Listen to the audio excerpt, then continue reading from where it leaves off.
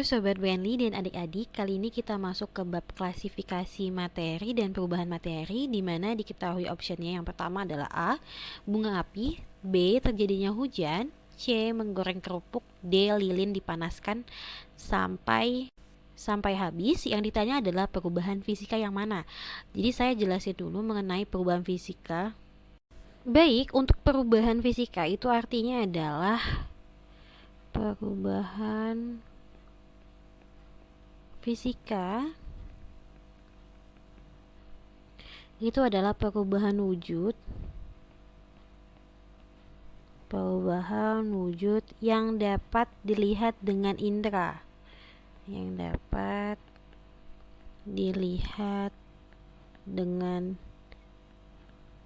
jadi dia tuh nampak jelas gitu. Misalkan bukan misalkan, tapi dia tuh biasanya berupa perubahan wujud. Oke, perubahan wujud. Pada perubahan fisika juga, perubahan fisika itu tidak menghasilkan zat baru. Saya ulangi lagi, kalau perubahan wujud tuh maksudnya kayak gini. Misalkan cair jadi gas, padat menjadi cair, seperti itu. Tidak menghasilkan zat baru. Baik, kita jelasin satu persatu mengenai bunga api.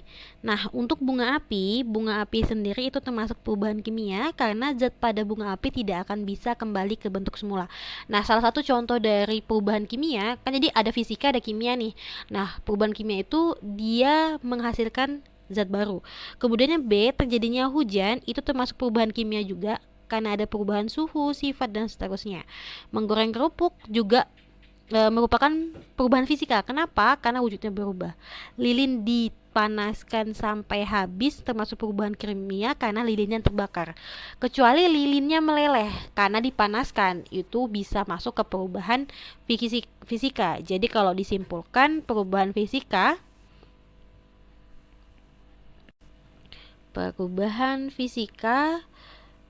contohnya adalah menggoreng kerupuk. Oke, menggoreng kerupuk itu ada perubahan fisikanya, ada perubahan wujudnya di situ. Optionnya adalah C. Kenapa sih Kak lilin dipanaskan sampai habis itu, sampai sumbunya habis itu termasuk perubahan kimia? Karena proses pembakarannya yang kita lihat. Kalau dia bilang lilin meleleh, tadi saya ulangi lagi, meleleh berarti dia masuk ke perubahannya jadi padat jadi cair gitu. Selamat belajar Sobat Benli, salam edukasi.